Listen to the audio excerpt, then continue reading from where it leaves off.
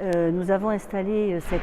cette exposition qui a pour ambition de montrer en quoi le droit a favorisé la construction européenne et en quoi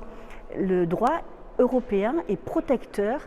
des personnes, des libertés fondamentales au sein de l'Europe. Alors j'allais dire aujourd'hui, on est concerné dans tous nos domaines par le droit européen qui s'applique, tant en matière civile de relations entre les personnes et aussi en matière pénale que de poursuite des infractions. Et cette exposition, vous le verrez, a des items particuliers, notamment sur le droit des consommateurs, sur la protection des salariés, sur tout ce qui est pénal et qui constitue le socle commun des normes qui s'appliquent au sein des États membres. Alors,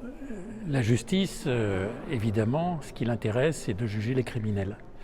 Et les criminels, comme chacun peut le voir au quotidien en écoutant les nouvelles, quelquefois, souvent d'ailleurs,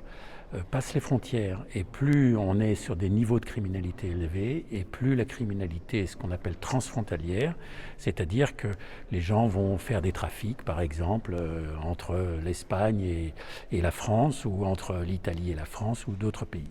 Donc il est important, dans un espace de sécurité et de justice comme celui de l'Europe, qui est un espace de libre circulation des citoyens, et par ailleurs d'ailleurs des capitaux, d'avoir des outils de coopération qui nous permettent de pouvoir poursuivre les criminels, les identifier, les juger et les condamner partout dans les pays d'Europe, et notamment en France, lorsque ce sont les juridictions françaises qui sont saisies.